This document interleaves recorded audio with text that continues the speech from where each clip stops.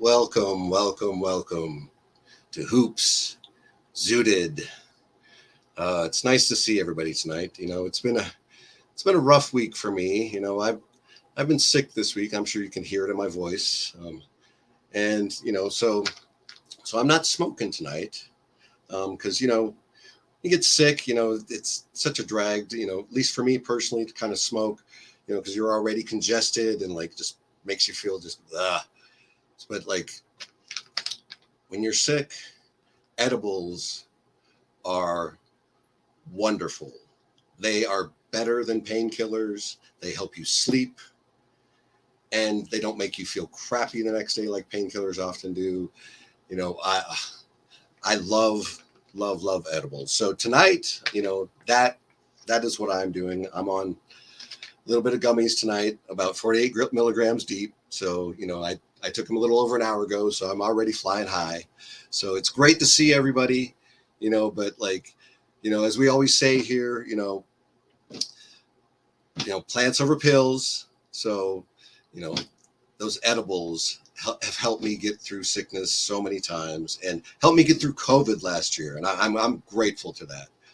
So anyway, how you doing tonight, Colin? Hey guys, doing well. Had a pretty busy work week, but happy it's the weekend. Happy it's Friday. I'm glad that you're not smoking today. I can carry the banner for the team here. I got some Noah's pre-rolls from the dispensary here in California, so got a little fuzzy there. But so yeah, I'm gonna be smoking a pre-roll tonight. Nice. Excited to talk shop. We got a lot to talk about. Yes, we do. We've got a lot to talk about tonight. So we got a couple guests tonight. So, I'll go ahead and introduce our first guest. Our first guest is, a guy that I've really, connected with a lot in the past year. And like, he and I have really clicked and had a lot of fun. And, good friend of mine on Twitter. And, I love this guy like a brother. We've got Born Rebel, aka Zen, aka lover of tasteless jokes. How you doing, brother?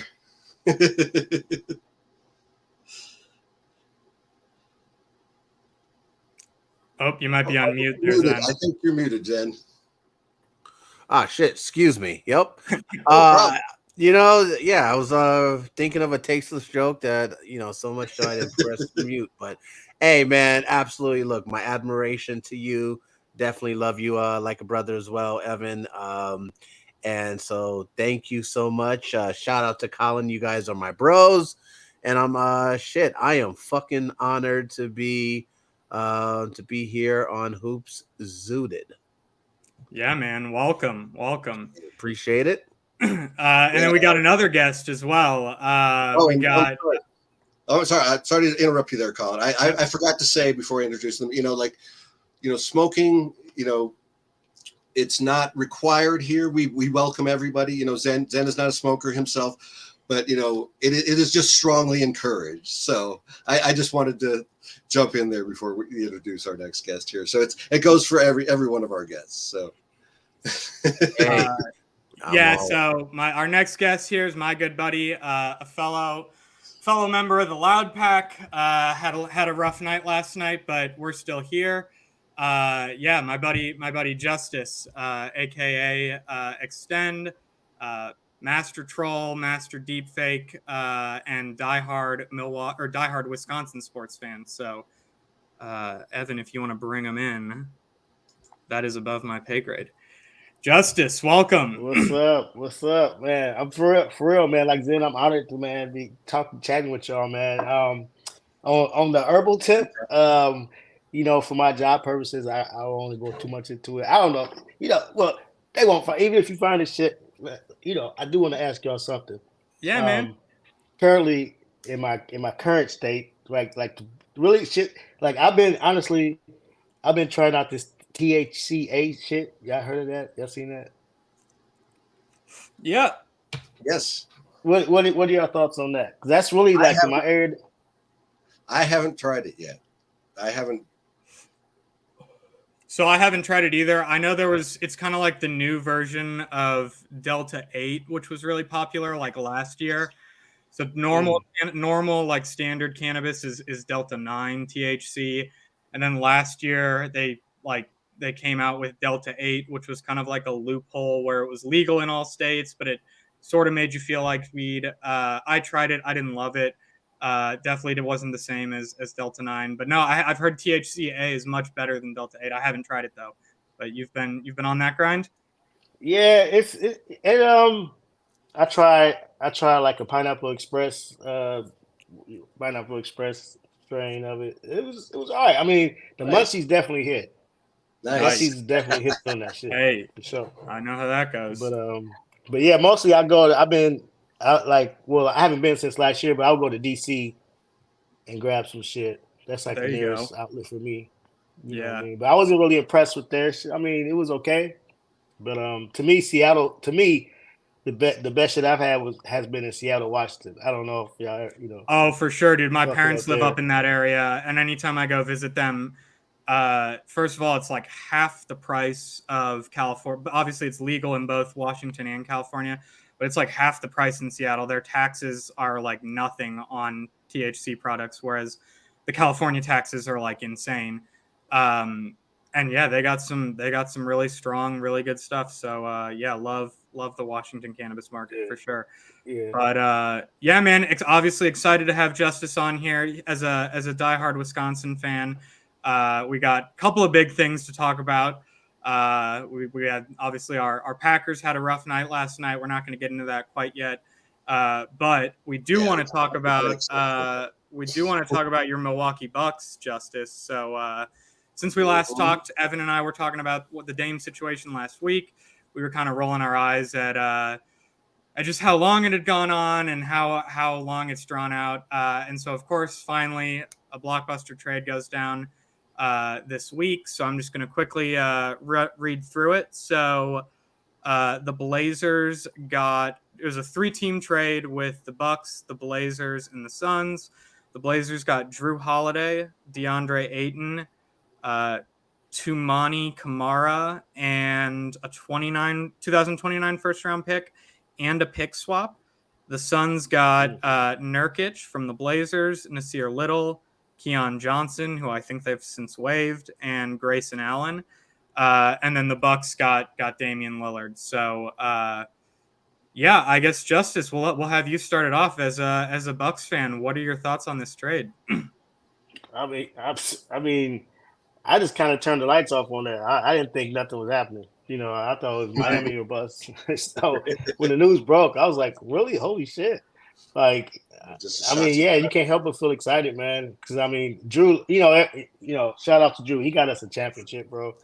Instrumental in that, But man, the 7-21 shooting nights, man, the 6-18 shooting nights, in the playoffs. That was kind of his downfall right there. You know what I mean? But so with Dame, I mean, yeah, I mean, as far as Bucks fans, it's just frustrating. The offensive lows we go through. Like, yeah, even against that closeout game against Miami, we were up by 15, whatever, something like that, and they just couldn't score down the stretch. And Miami ended up coming back and eliminating them. So hopefully Dame can solve some of those offensive droughts. For Yeah, you sure. guys definitely do need more scoring. But yeah, you do lose some defense though when losing Drew Joe though. So like, yeah, it's a trade off, but like it's a nice trade off when you get Dame though. So like, yeah, I think it's a good matchup, and yeah, I think it makes you the favorites in the East now. Yeah, I mean Boston, Boston's still there. We really got to get past them. So I mean, it's as far as Bucks fans, I mean, I don't know Yeah, how the and Lakers going to be this year, but you yeah, know, it's the and playoffs or bust. Regular season's just whatever. yeah, and what happens if Boston is one that picks up Drew off of Portland? Because that's what's happening right now. Is that he's getting shopped around, and they're one of the teams that are getting talked about it. Like yeah, just if he comes back east, like yeah, that's rough, man. Yeah. What about the What would be Lakers? the framework for that? Like the Lakers. Yeah, that's a good question. I don't know what the framework would be for that. Okay, yeah, I have to look into that. It's just, but I've just heard they're one of the teams that have been speculated. And the Lakers. People keep talking about that, but like it's not really possible. It's not going to happen until at least December 15th. It's just like there's only a couple people on the roster that are tradable. You know, it's LeBron, JHS, and I think it's Max. You know, at this point, so like, you know, there's not the money to match at this point, and you know, none of those guys are going to go anywhere at this point. You know, they're part of the, you know, new continuity moving forward. I don't think anything's going to, you know, we're not going to mess with that continuity until at least December 15th. You know, that's the way I see it. What about D'Lo? Yeah, D'Lo well, for that's Drew. kind of the that was the first. Yeah, I mean that's the possibility, but I think we're going to give him till December 15th. Is my point. Yeah. Zen, what are your thoughts on the Giannis trade? Or I'm sorry, on the Whoa. Davis trade? Hey, You're the hey. one who wanted the Giannis trade. Yes. Jump forward to the future. Let's not. We're not doing that. I have to look for the. Okay, so first I gotta say, I gotta shout someone out and give them his flowers. His name is Reed Jones. He's a contributor for Behind the Bucks. So the night before the trade, we're in playback. Doing a watch party, and it's game from I think 2021. No, 2019 between Lakers and Bucks. And so I invited him as a Bucks fan and, you know, just, hey, talk about the season. This motherfucker called the trade. And I'm not saying he wasn't talking about the trade. Yes, he wasn't talking about the trade as if he had inside information. He was talking about it as he was like, look, Miami doesn't have anything to offer.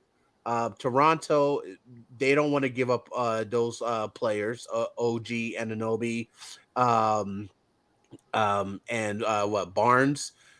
They don't want to give them up. He was like, not going to go to Philly. They definitely don't want James Harden. He just started chopping it down. He said, yeah, you know, Milwaukee's the best place. And I was thinking, oh shit, what, Chris Middleton? He said, no. It's going to be Drew Holiday, Grayson Allen, Shaden Sharp, and then we're gonna have to get a third team. And he's just like so calm, and you know, from the PGM guys, King thought he was full of shit. Tony thought he was full of shit. KB came in, thought he was full of shit. And they were like, man, this guy is full of shit. Yeah, I would have thought he was full of shit too before it happened. And all of a sudden, when the announcement was made, it was like, holy shit, the motherfucker called it. And I had to message him right away. And no, right when I was going to message him, he was like, what did I tell you? I said, man, I'm literally in this message box, in this DM, sending you your flowers. He called the trade unbelievable. But look, my thoughts on the trade, I think they have to be the favorites in the East. I think Boston, I don't think they're going to get to the conference finals. Boston took a huge step back, losing Marcus Smart. And it's like you lose a person that is your defensive anchor. Also, you can say is a leader on the team. He holds the two superstars accountable, and you replace him with his polar opposite. Someone that is injury prone, someone that has kind of a passive aggressive personality, doesn't play good defense. I just don't see Boston being there. But Milwaukee, I'm not going to be blasphemous and say Shaq and Kobe, but I can't think of a better duo that the two players' skill sets complement each other better than Giannis and Dame. So, yeah, Evan, I know you want Lakers Celtics. I want Lakers Bucks.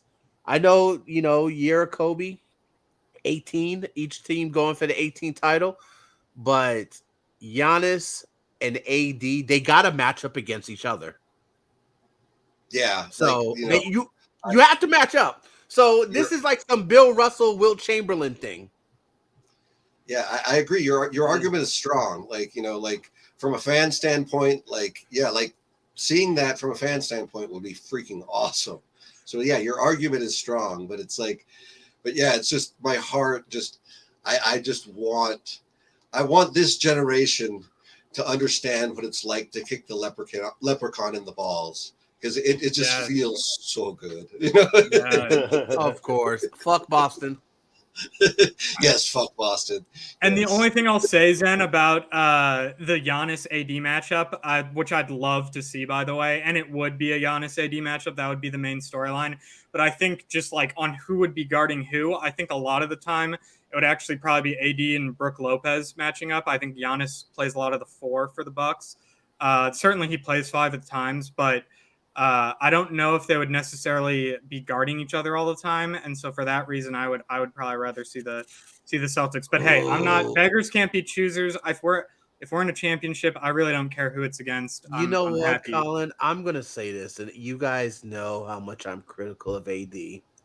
I think AD and Giannis would look at each other and both tell their coaches, "I got him," because we're talking about Giannis, who is an offensive force, AD, who is the best defensive player in the league. It's one of those things, like, we're talking about a clash of the Titans, and we don't get that often. Like, this is the stuff that legends are made of, and I'm not hyping it up. Look, 09, we didn't get Kobe and Totally not. and LeBron. Okay, if we're looking at Clash of Titans, we got to go back to the 80s, Showtime Lakers. And I don't, I don't think Bird and Magic guarded each other often, different skill sets. But and then also Magic defensive skills could not match Bird's offense. That was more of a Michael Cooper thing, right? Well, yeah, Michael Cooper and James Worthy. Yeah. And James Worthy. It was Cooper early and Worthy later. Yeah. Yeah. So I just think that Giannis and AD, they would tell their, hey, I got them. Like, they cannot duck the smoke. And even if Lakers win a championship and AD was the primary defender of Giannis, what the fuck could I ever say about AD ever again? You got a great Shut point me there. up. Shut me up. He's going to fuck up. He's going to, bro. Don't worry. But yeah, so extend in a hypothetical, Justice, in a hypothetical scenario, 7-game series, both teams are fully healthy. Who do you got? Lakers versus Bucks? So I like what have the Lakers done this offseason? Like, they signed Gabe Vincent as the backup point guard. He was on Miami last year. They got Christian Wood as like backup center. Torian Prince. What's that? Torian Prince. We signed Torian Prince. And then we re-signed a lot of guys. Reaves is back. Jared Vanderbilt's back. Oh, we got Cam Reddish as well. Cam Reddish, yes. And then we drafted a couple guys. Any other signings for the Lakers? No, the biggest thing they did was kind of bring back the team that they had in the Western Conference Finals, and then added, some additional pieces. Exactly. So we've got depth at just about every position. So it depends on LeBron, I guess, his health. Yeah. I mean, but I feel like this is the first time that we've set this team up to actually have a safety zone if LeBron does get hurt, because I feel like Rui has been training with LeBron all off season, and I feel like the league is not ready for what Rui and LeBron, because if everybody stays healthy, this bench, just think about this, potentially the offensive power punch of this bench of Christian Wood, Rui Hachimura, and Torian Prince.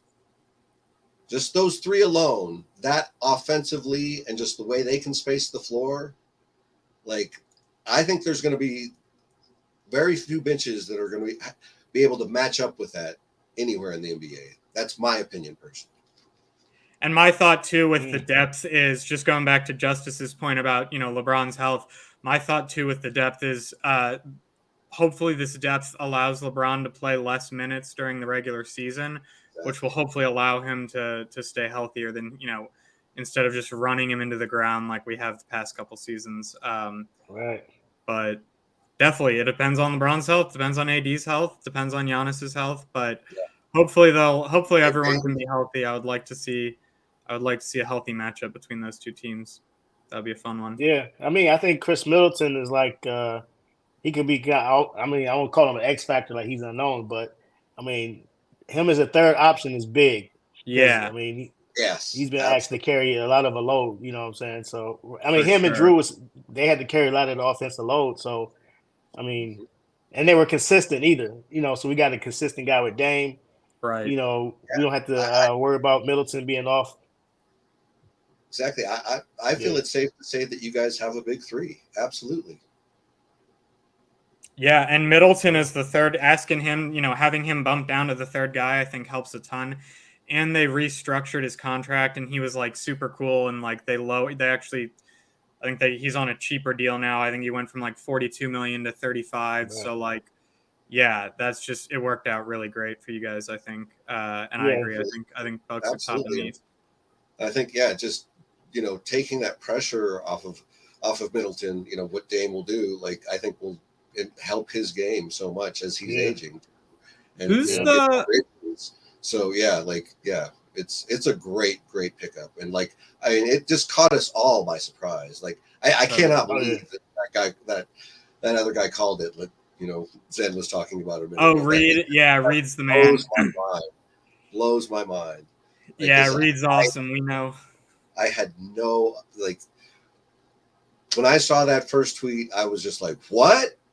Like, because I was expecting Miami. I was expecting, and in fact, like I was expecting no place but Miami because I thought he'd veto anywhere else. But like, incredible trade. And like, I love what it's done for the league. It's been awesome. For sure. Justice, remind me, who's the Bucks' new coach? Who'd you guys replace Bud with? Adrian Griffin.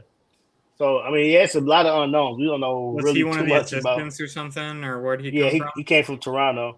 Okay. He played in the league. He played in the 06 championship with the Mavs. Okay. Against the Heat. Yeah. Got it. So he played in the league quite a few years. I'm not sure how many. Maybe like at least 10 to 12. And he's been an assistant for like maybe 10 years. So he knows the league.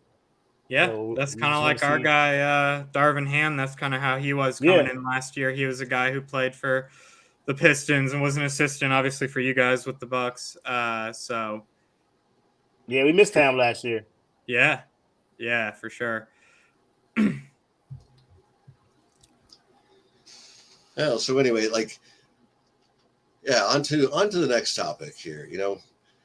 Austin Reaves, on the Zach Lowe podcast, just dropping gems about, throwing shade at Steve Kerr, praising Darvin Ham, his X's and O's. Like that was pretty cool. And, Jovan Buha and I, shared something in common for a little while.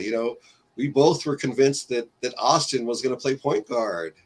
But then, of course, Darvin Ham crushed our dreams and said D'Lo is the starting point guard. But, I'm happy about that. I'm happy that, D'Lo is getting this love and, his coach is standing up for him, with the way the fan base is kind of turned on him. Like, like I said before, like I love the chemistry between him and Austin. And, I feel like, whoever you name as the point guard, it doesn't really matter because they're switching back and forth anyway. It's like, I love the way they play, the way they do this. It's awesome. So yeah, it was so fun, having Austin on the, on Zach Lowe's podcast. What did you think about it? Oh, I thought it was great. I listened to the whole podcast and I just love how confident he is. Like they always ask him these questions on like, are you surprised by how quickly you ascended? Or like, are you surprised that you got chosen for the USA team? Or like, do you think you could be an all-star next year? And like, he's just so cool, calm, and collected every single time they ask him. And every single time he's like, no, I'm not really surprised. And like, I think I can still take another step. And like, he's just like, yeah, I'm still young, I'm still working. And you can just tell he just loves the game so much. And it sounds like he just fits in with LeBron perfectly. He spoke highly of the whole Lakers roster. He called it. He said he thinks we have the deepest team in the NBA. But specifically, his how he spoke about LeBron, just saying how he's by far the smartest player he's ever played with, and how Austin himself is a smart player. So when they play together, it's just super easy for them to play on the fly and just kind of almost be able to talk to each other just with their eyes, which is awesome. So yeah, I'm excited for year 3 of Austin Reaves. Like I said, I bought his shoes, so I'll be wearing those this season as we hopefully watch him take a leap. And I agree with what he said on the podcast, which is I think he can take another leap. I don't expect him to be an all-star this year necessarily, but I think certainly by next year he can be an all-star, and I think he can be even this year like a at least a 15 point per game guy who can be played with pretty much any lineup and is like the ultimate connector piece. But Zen, did you get a chance to check out that Austin Reaves Jovan or Austin Reaves Zach Lowe podcast? Yeah, I checked it out. I thought it was dope. Um, he had the best summer in the NBA outside of you know anyone Here. that got a super max, but he has grown so much. Just the confidence. I was always hesitant. I was initially hesitant about him. Not that I doubted his skill. I doubted that he would get to where he need to be for a championship squad in the LeBron James AD window. Um, but his growth as a player in from game 1 of last year to the last game is remarkable. And not only that, not only even after the postseason, I think the way he was for Team USA, he grew so much more as a player. I think this you can say the superstar level and how he's carrying himself. Like I remember specifically um those games in the Philippines when he was coming off the bench and hearing that crowd roar. It's like holy shit, it's noticeable. Him being a lightning rod and being a spark for Team USA when they weren't getting any type of leadership from, outside of Anthony Edwards. He was the most dependable player. But even he's more poised. He's more confident. He knows he belongs. I He's the third best player on the Lakers. Yes. And yeah, so I'm really looking forward to how he grows this season. Yeah, and just a couple more points I want to bring up from that podcast that I just thought were really cool. First is, and us Lakers fans, we know this. Austin Reaves is a huge golfer, but what I didn't know is I guess D'Angelo Russell apparently is a huge golfer as well, and he told a pretty funny. He first of all said him and D'Lo golf together all the time as soon as they traded for Nice. D'Lo, but he told a pretty funny story of during the Warriors series when they were in San Francisco, him and D'Lo were playing, a golf. We're playing around a golf together at some course out in SF, and they actually saw Steph on the course, and Steph was playing with some of his buddies, and it was like in between games or whatever in a very heated Lakers Warriors series, which is cool. But it really made me realize how important D'Lo is to this team. And I'm just excited that we brought him back. We got him back for value. It sounds like he's probably outside of LeBron. He's probably Austin's closest friend on this roster in terms of hanging out with outside of basketball. So I thought that was really cool. And then just another funny story from that podcast was Zach Lowe's like, I read some story about, how you grew up on this farm in Arkansas. And he's like, is it true that like when you were, in grade school, you and one of your buddies got like chased around by a herd of cows on your farm? And like Austin starts laughing and he's like, yeah, actually, like, it's like, yeah, we were out and like the I forget what happened, but something like set these cows off. Like something went by like a loud noise or something, or I forget what it was. I think it was their neighbor's dog, is what he said. Started like chasing after the cows, so then the cows started running away, and then they were running towards Austin and his friends. And Zach Lowe's like, so how many cows are we talking? Like 8 cows, 10 cows, 15 cows? Austin's like, no, it was about like 38 cows. And I'm just like, holy shit, imagine 38 cows running at you full speed and you're like a 10-year-old kid with your little buddy. And he's like, yeah, and typical Austin, he stayed cool, calm. There, he was like, yeah, I just, I was pretty athletic at the time, and I figured I could outrun him, and we did. We just outran him into the house, and I'm like, damn, like, I don't know if I would have been able to outrun those cows. I might have gotten fucking stampeded. But it was a funny little side note from that podcast. That's funny. Yeah, and I also, I loved the subtle shade that he threw at Steve Kerr. Yes. Subtle. Yeah. Yeah. I don't want to say I was left on an island, but it was like that most of the time. Yep, exactly. So great. Oh, that was awesome. Yeah, I love that, So anyway, that'll move us on now to our next topic. And, this team this year, it's so damn deep.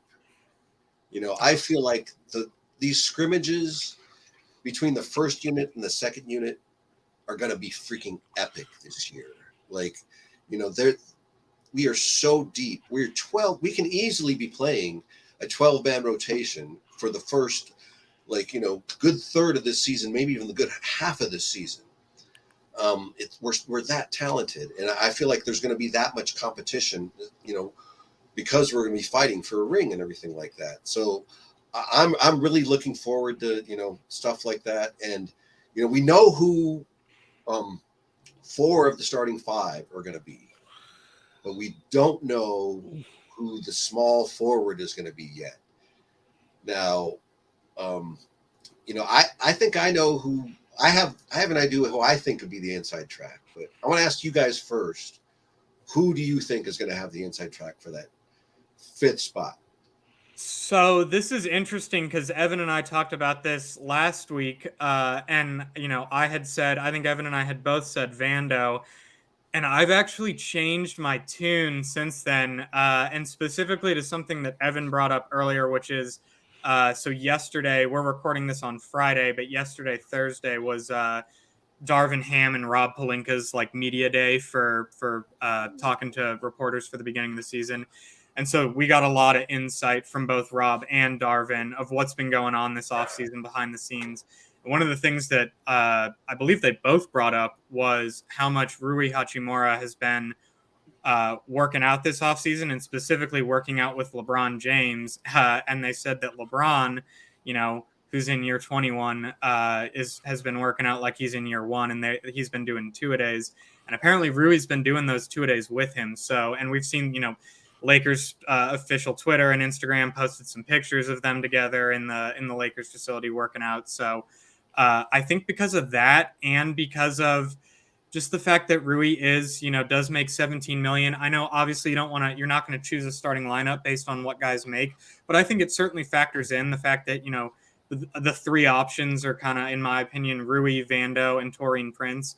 Rui makes $17 million. I believe Vando's at 12, and Taurean Prince is on a biannual at 4.5 or something. So, Rui's kind of significantly in the lead there. And so I think between that, the offseason work he's done with LeBron, which, if he's working with LeBron, that means they might be on, Lakers might be envisioning they'll be on the court together. So that's who I think, but I'm curious to see what you guys think. So I disagree with Evan on something, and Okay. and I'm probably in the minority on this. I don't think it's 4 starting spots that's been locked in. I think it's 3: LeBron, AD, Austin. No. Ham came out in a press conference on Thursday with Rob Pelinka and said those 4 guys are guaranteed. No, I understand. I understand. But here's the thing. First of all, I think we're gonna have the most competitive training camp in throughout the entire league. Um, because guys are competing for two different things. They are competing for, well, you have one set of guys that's competing for, okay, who's going to be in the starting lineup. You also have a thing where guys are going to be competing on who's going to be entering the starting lineup on those days that AD and LeBron are not playing. Um and who's also going to be in the closing lineup. I understand what Darvin said. I get it. But I don't think, and this is an opinion, I don't think D'Lo has done enough to say yes, that starting one spot is mine. And then also, I would like to add this. They also said that Austin Reaves will be having much more playmaking duties. So it's like, okay, they're talking two sides of their mouth. I want to ask you guys, if Gabe Vincent outperforms D'Lo in training camp and in preseason, are we really going to say that there's nothing he can do to get that starting spot? No, you've got. I mean, you've got a good argument. You know, it's whoever's going to play better should obviously be the one who gets the minutes for sure. You know, but you know, so you've got you bring up an interesting point. You know, because it could be that that Ham is saying that, and it could be just simply the kiss of death of like like this is your last chance, son. Yeah, Right. yeah, absolutely. And So yeah, my only thing I would add real quick is that I understand we got to get past last season, but if I'm connecting dots, I don't see how you have two players, one player ended the season losing his starting spot in the playoffs, and then you had another player who was on a different team at the time lighting it up. So I don't see where it just doesn't. There's something there that I'm calling bullshit. Like, wait, hold on. The last time this guy um was on a court in a game, he lost his starting spot. And during the summer, his he lost his starting spot. His play was so poor that the market shrank on him, and he comes back at what, a $13 million discount. And are we saying that he is for sure the starter when you took away his starting spot the last time he was in a series or a game? Yeah, I'm calling bullshit. Yeah, that's fair. I think, in my opinion, a lot of the D'Lo losing his spot, I think a lot of that was matchup based against the Nuggets. Because if you look at the series before against the Warriors, he played really well that series, and he had that one game where he really lit it up. He was like 31 points, like 12 for 17 shooting. So even in that last month that the Lakers played, which included both of the Warriors and the Nuggets series, he did play well against the Warriors. But yeah, he played horribly against the Nuggets and he got benched. And like Zen said, I think I personally think that D'Lo will be the starter because I believe that he's going to come back strong. But if he doesn't, and if Gabe Vincent does outperform him, totally, as Darvin says, he's the one who said facts over feelings. So whoever the best player is in training camp and preseason, that's who I want on the floor. So if that's Gabe Vincent, totally fine with me. Again, these are good problems to have. But in my opinion, I do ultimately think it'll end up being D'Lo. But it'll be a good, like Zen said, it'll probably be the most competitive training camp in the league, and that'll be one of the top battles. Is D'Lo and Gabe for sure?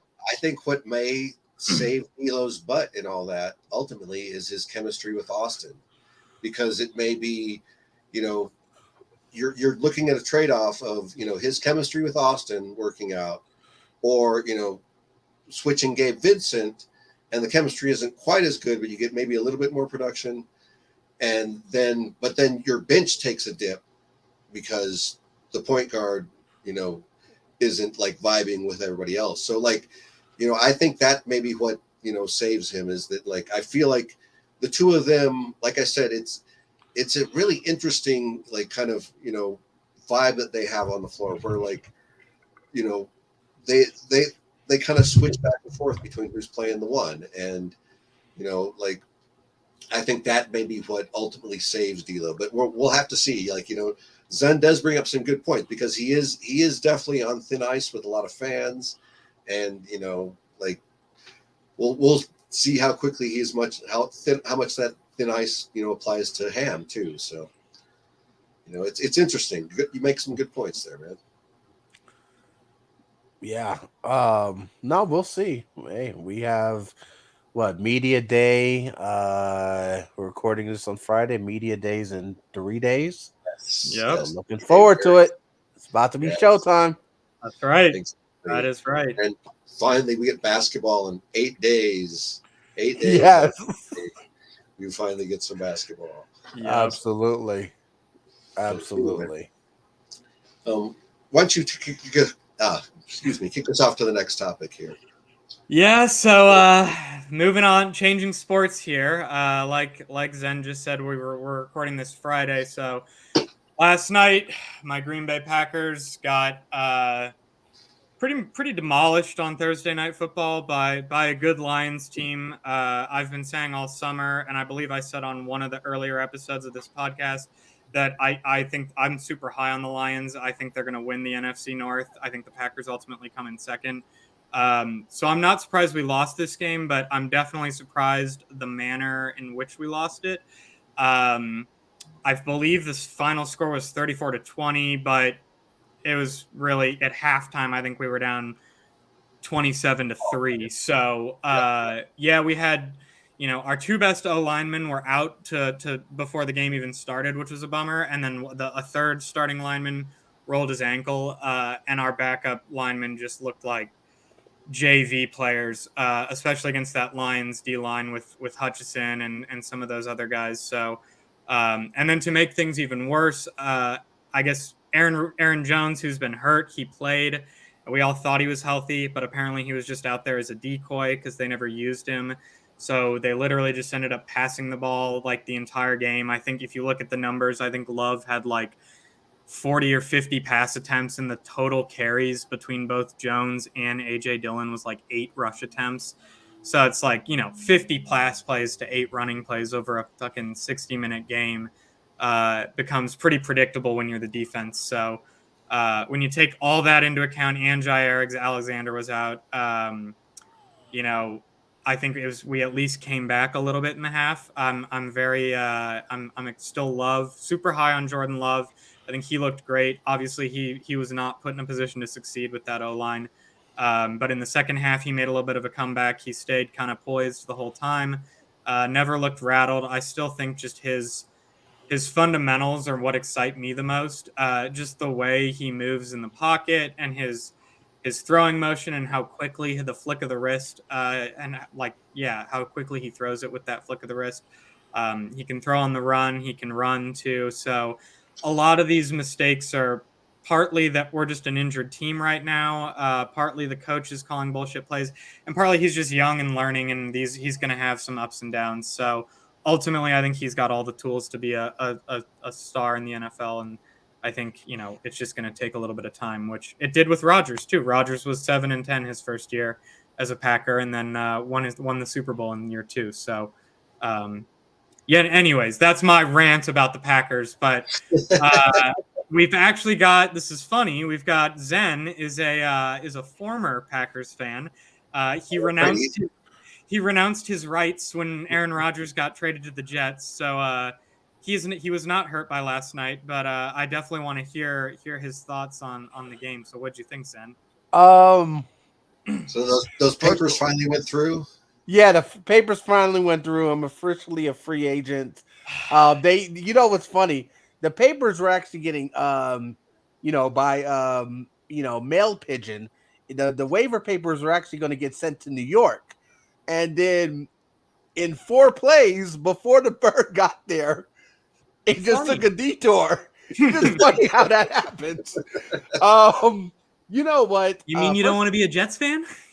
Yeah, it was Hey, we backed out of the terms. We didn't like the terms of the deal. So, first of all, Montgomery, Jesus Christ, like talk about you might as well just call him Mufasa because he was definitely King Lion last night. You know, yeah, Lions team is Jordan, pretty good, man. he did his thing. You know what? I will say this. I think Jordan Love, it's a culture shock for him.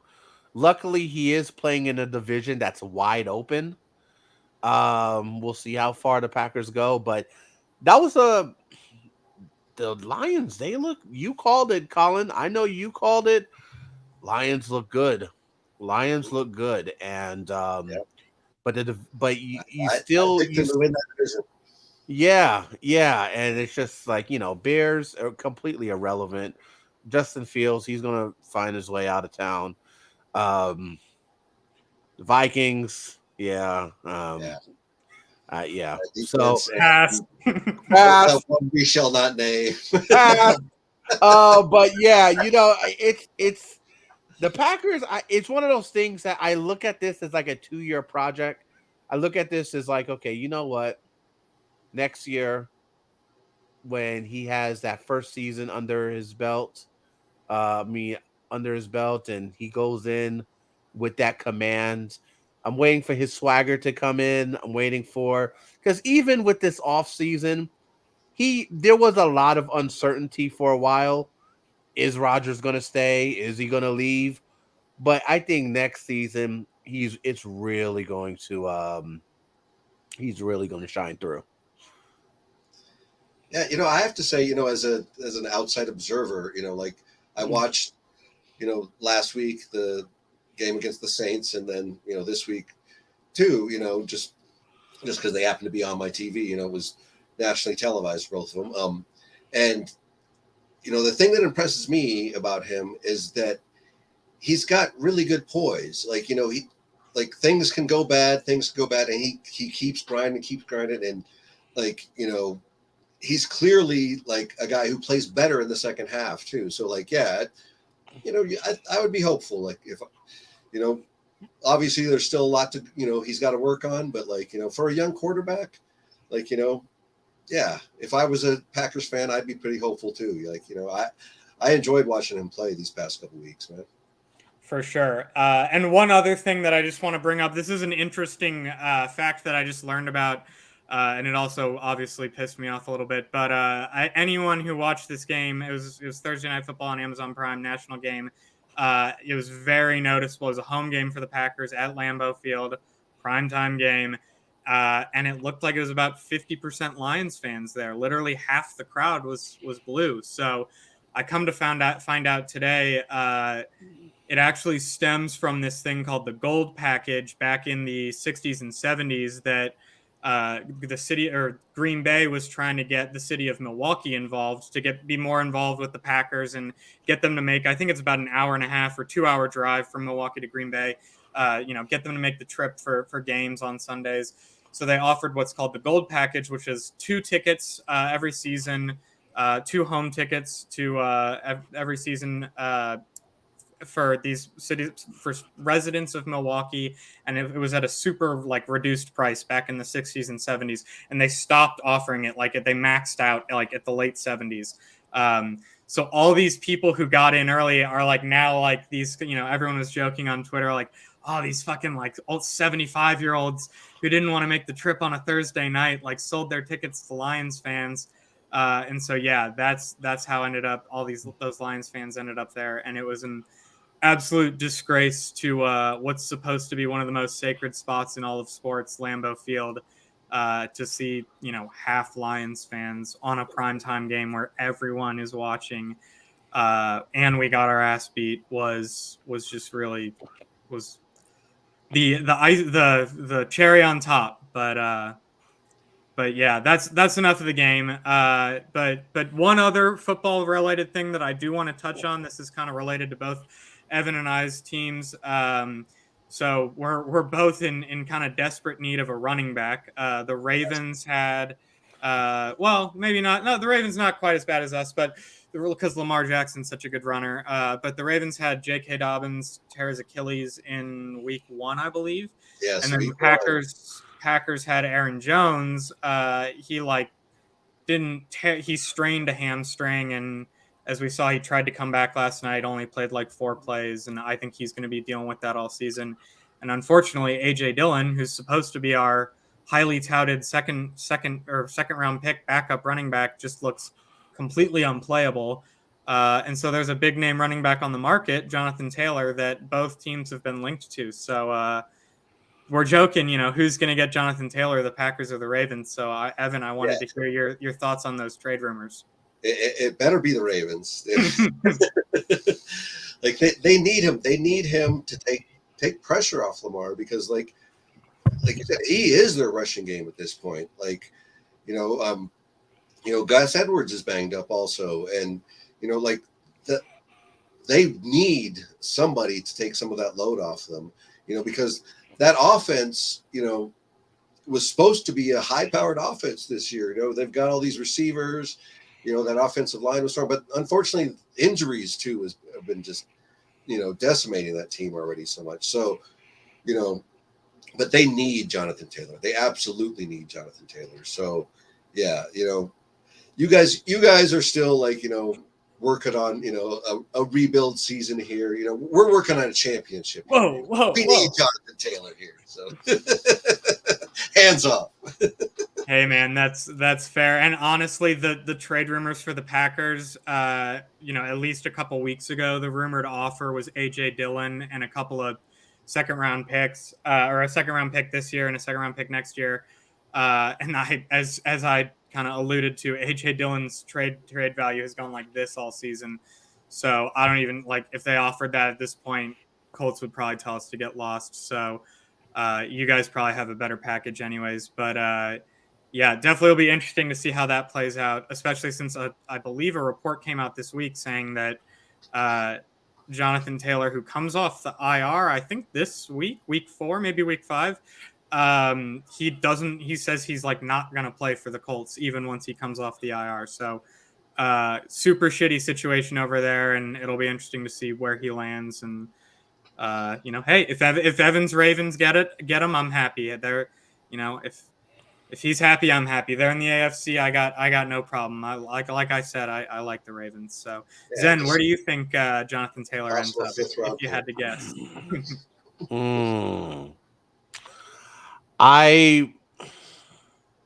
You know what? I'm gonna throw out a wild card. Yeah. Don't be surprised, Tennessee. Interesting. Tennessee, because, and I'm saying this because he's on my fantasy team. Derrick Henry has been playing like shit. Yeah. So maybe they need, now mind you, he is a power back, but we know with power backs, once you get to a certain one, you only can have so many seasons of 350 carries. Mm-hmm. It looks like he's taking a step back. Do they say, okay, you'll start sharing the carries so we can preserve you? So I'm gonna say Tennessee, dark horse. Interesting. And that makes sense. With the whole running back by committee these days, share the load with 2 big guys. Pause. It could work. It could work. So yeah, I could see it. But like I said, Ravens need him. Ravens need him. Yeah. But no, I do see, especially what I have multiple fantasy teams, and in another league, I've got Derrick Henry as well. So I feel your pain there. And like you said, man, these running backs, they've just been tapering off even, younger and younger each year. It feels like now 28 is old for a running back. I think Henry might be 29 or 30, and he's coming off a torn ACL. So yeah, it definitely looks like they need help too. So it'll be interesting to see where he ends up. But Absolutely. Well, let's move on to our next topic here. Our next topic here is a nice little fun story we've got here. Apparently in Greece, a bunch of sheep broke into a field of pot and ate the entire thing. And and by reports, they got high and were bouncy, more bouncy than goats by the description. So I just thought this story was great and just a lot of fun. And so I just wanted to have some fun with it and, talk about it a little bit and see what you guys thought about it. I love stories like this, that people got to remember this is a beautiful, wonderful, peaceful plant. It just made a bunch of bouncy sheep, come on. This is a great, wonderful story. Come on. Love this plant. Yes. Oh man, yeah. When I saw this, sativa or indica. Oh, it sounded like if they're bouncing, it sounds like it must have been a sativa. Yeah. For sure.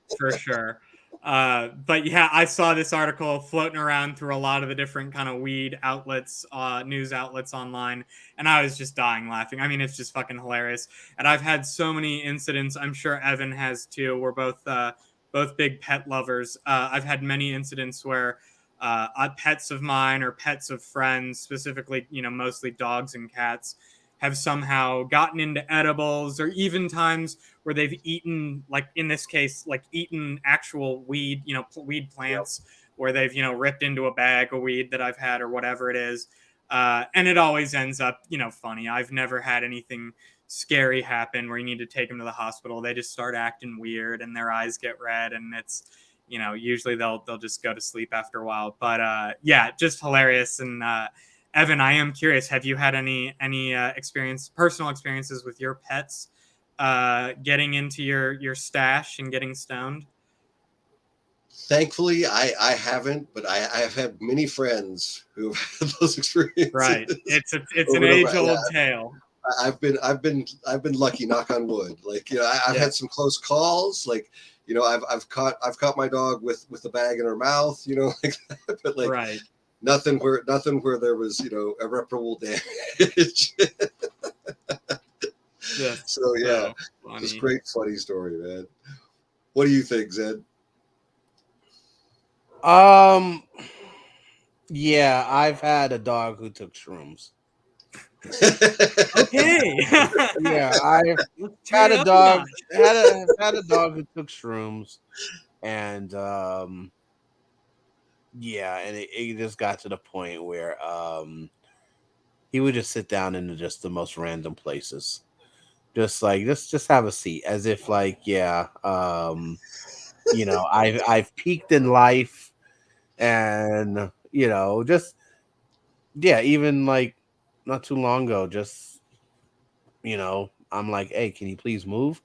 And he just looks at me, and he just has a seat, just like in a hallway where I'm like, all right, look, it's either one of us have to move, and he's just like, I'm done. I've seen the void. I've seen it. I've peaked. So we just gotta just give me some time. What type of dog was that, Zen? If you don't mind me asking. A pit bull. Oh yeah, pitbull on shrooms. There you go. Yes. I needed a visual image in my head. Yes, absolutely. Absolutely. Hell yeah. That is hilarious. Oh man. Oh, if I could stop laughing here, we could move on to the next topic. Here, I'll help you out. So we have some real good news. We talked about in the first episode, Ricky Williams, and we talked about the NBA removing cannabis from their list of banned substances. I believe it was last year, maybe 2 years ago, which was awesome. And so it came out this week that the NCAA is, they haven't, it's not finalized, but they're recommending to remove cannabis and specifically THC from the list of banned substances for all of NCAA sports. So not, this is for all sports. So this would be awesome. I think this is a huge win. Again, we're talking about, NCAA sports is a very expansive, that goes to track and field and golf and all the sports that you don't really think about. for them, all those athletes to have access to cannabis to help their both medical issues, stress issues, and just for personal use, and instead of painkillers or any of the other prescription alternatives. I think this is a huge win, and hopefully it'll be lead some of the other sports who haven't removed cannabis from the list of banned substances to kind of just make it a uniform thing across all sports and leagues. But curious to hear your guys' thoughts about this. Evan, what do you think? Oh, it's long time coming. Like it's about damn time that stop punishing people for a Totally. plan. Just it's not affecting any of thing that's going on athletically. It's not it's not performance enhancing. It's not anything. Just let it go. Like it's so wonderful that we're finally here in so many places. Like when I was younger, I really I was doubtful that prohibition would ever end, and to see it slowly fracture and slowly just kind of gain momentum, and it's just been great to see, and it's the acceptance. It's really important because I think it's going to improve quality of life for so many people. It just stop punishing people for plants. Yeah, I can't say it enough. totally. Zen, what are your thoughts on this? Oh man, I absolutely love it. It's long overdue, but you know what? I think this is the first of all, the the whole thing was it was outdated, but also this is a crazy part. For the longest time, they're suspending, ostracizing, ridiculing players who would test positive for THC. Yet, if you go across the campus to if it's not biology but organic sciences departments, or where they're doing research on cannabis. Some universities even growing cannabis um for quote unquote medical purposes. So it's like, wait, hold on. You have one set of students that are doing studies to see what's the benefits, but then the another sets of students who use it for those same benefits. And yes, if they want to get high after playing a football game, okay, you're suspending them.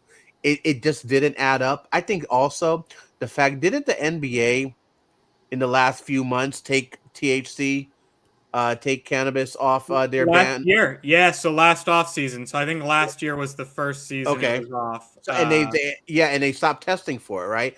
I Yeah, think this yeah. was the NCAA realizing that, oh shit, we got a whole bunch of star Division 1 athletes.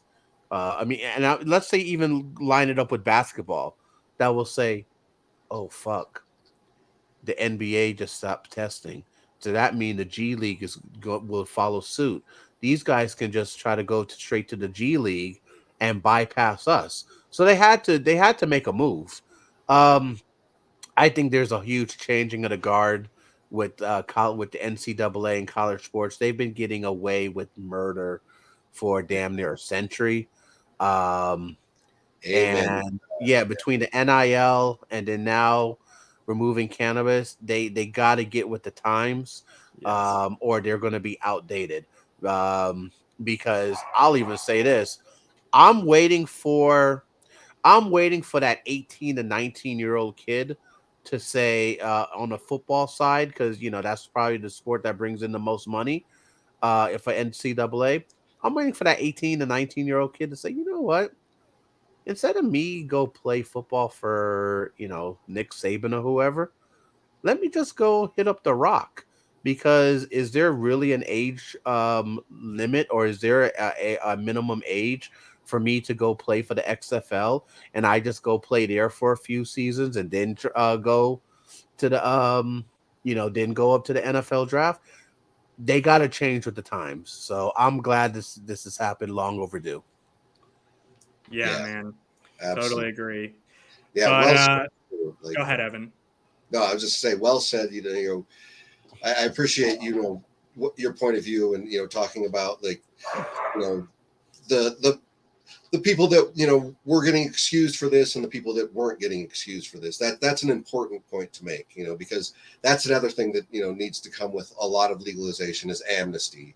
We need to free a lot of people that have been wrongly sent to jail for this plant. Stop punishing people for plants. Yes. So yes, well Absolutely.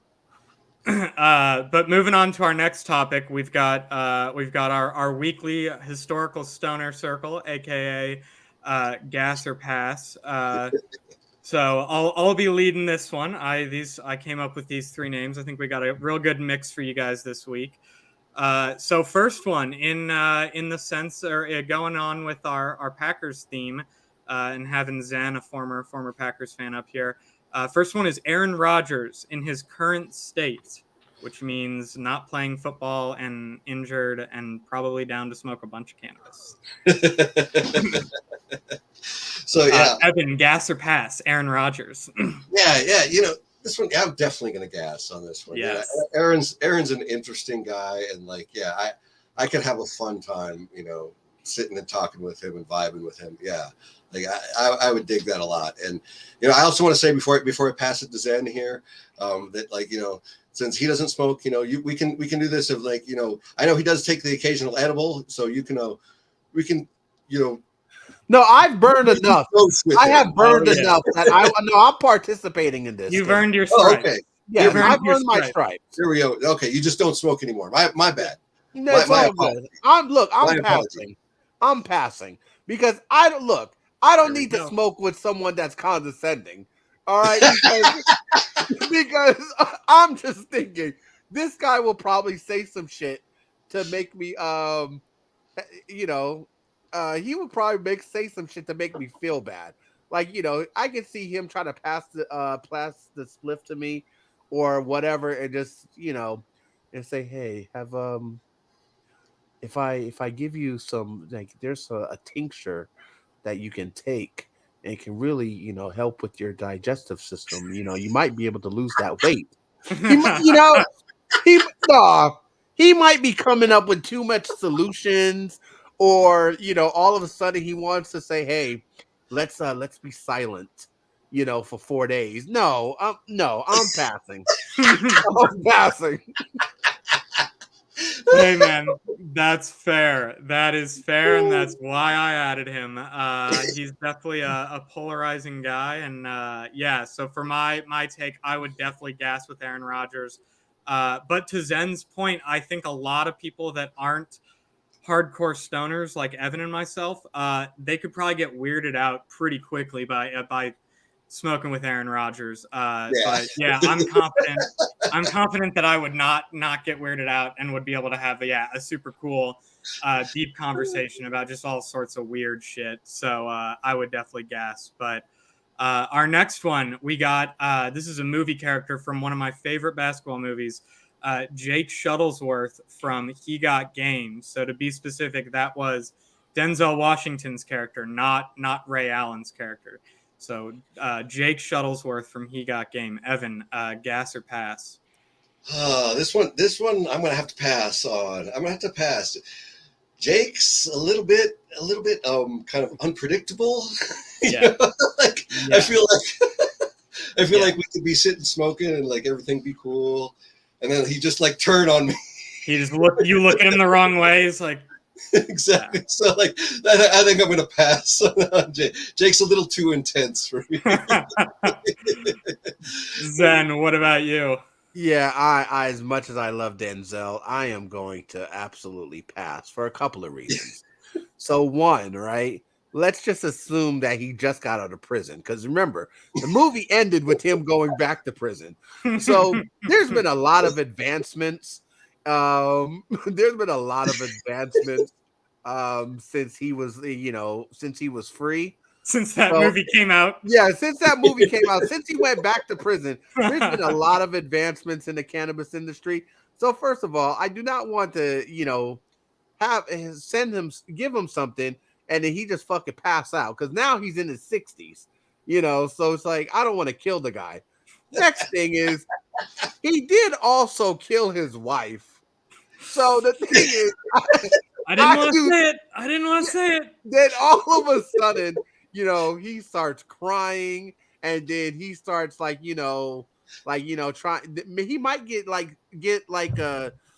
He might have an epiphany and see her, and he might see her or pretend that he sees her, and then he starts trying to apologize. He starts crying, trying to hug her, and it's just like, yeah, I don't need any fucking flashbacks. And then here's another thing. Let's say he doesn't like what I gave him. He might try to kill me. I'm good. Yeah. Ultimately, yes. Oh, That is where I landed. I'm good. Yeah, that's definitely ultimately where I landed on Jake Shuttlesworth. If Yeah, your it kids takes don't a- like you, I'm not smoking with you. Yeah, exactly. That's a good rule. Yes, absolutely. It takes a strange cat for me to say pass. I think I passed on Julius Caesar in episode 0, but Jake Shuttlesworth, hard pass. Yeah, as Evan or as Zen alluded to, well, both Evan and Zen alluded to, literally like anything could set this guy off. He's the most like on edge guy of all time, and yeah, does not have a good track record with violence. So that's going to be a hard pass for me. As much as I would love to smoke with his son in that movie, Ray Allen, Jesus Shuttlesworth. But yeah, gonna pass on Jake Shuttlesworth. But our next and third and final gas or pass guy for today this is from one of my favorite shows. I know Evan's a fan of this show. Not everyone has seen it, which is okay. But Lalo Salamanca from Better Call Saul, which is one of the all-time. I won't give it away, but just generally, he's a villain and one of the all-time villains, or one of the best villains of all time. So Evan, gas or pass with Lalo Salamanca? Yes, absolutely. Yeah, I love this show, and I agree with you. One of the all-time greatest villains. And this is a hard pass because, like with, he could get you into so much trouble to where you're not you're you're gonna actually end up murdering somebody if you hang out with him too much. He's and he'll put you in a situation where you're going to be the one pulling the trigger, and he'll convince you to do it, and hard pass on all of Salamanca. Absolute hard pass. Oh, that's hilarious. Zen, have you seen Zen? Are you Yes, familiar with Lalo? I have, and Familiar? this is All a right. hard fucking pass. Hell no, fuck no. First of all, like the stuff that he would, he's just shady. He's just completely shady. So then it's just like all of a sudden I wake up, and then there's 100 keys, 100 keys that I all of a sudden he's like, okay, cool. Let me know when you get back across the border. Like, what are you talking about? You told me, I told you that you need to take this last night when we were smoking. Like, no, no. He will either get me killed or arrested or just it's like permanent servitude. No, nope, not doing it. That's hilarious. Well, you guys actually talked me out of it. Before I heard your responses, I was full on ready to gas with Lalo. And just to give the listeners Ready to be his mark, huh? to give the listeners some insight, if you know with Lalo, but he's just although he's a villain, the way that he acts as a villain is he's always smiling, he's always got this smirk, he's very happy-go-lucky, he's not an angry person at all. Well, he is, but he kind of is under the guise of a friendly. Yeah, he's charming as fuck, and I'm like, dude, I could probably have a good time with Lalo, as long as I in my head I'm as long as I don't get dragged into anything. But then after listening to Zen, I'm and Evan talking about fucking pulling the trigger, I'm all right, I think you guys talked me off the ledge with Lalo, even though he's one of my all-time favorite characters. Yeah, this This is what friends are It's for. for your own good. It's Thank for your you own guys. good. I'm gonna pass on Lalo Salamanca. Yes. Nope. But anyways, for our final topic here, I've got a nice little surprise for our listeners and hopefully for our viewers who are watching this on Spotify and YouTube. So I think I mentioned on a previous podcast, but I'm a big sneakerhead, super into shoes, and so we had some big news yesterday. The LeBron 21s came out, his new signature sneaker. So I was very excited about these. I've been waiting on them for a while.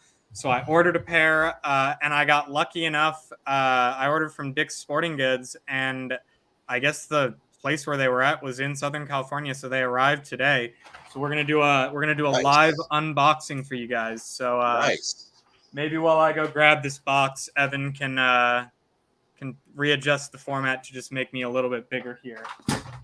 Sure. But we got a sealed box for you guys. So this is truly the live deal. Oh, and I'll take my blur off. Sorry guys for the Here, on the fly this technicalities. way.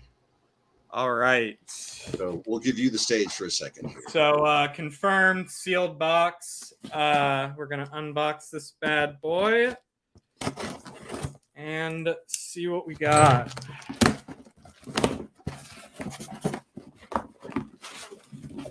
All right, so we got this nice box here. Looks like a oyster shell or something. All right, here we go. Let's grab this other shoe. All right, here we go. The LeBron 21s. Let me bring my friends back up here. Evan, if you could help me out, get some feedback from everyone. Yeah, so we got this cool white color. I think it's the whole shoe's supposed to resemble like an oyster shell. It's nice. I'm always into, my favorite is the low cut shoes. I can't pull off any sort of high top, so if it was high top, I wouldn't have bought it. So yeah, nice low cut.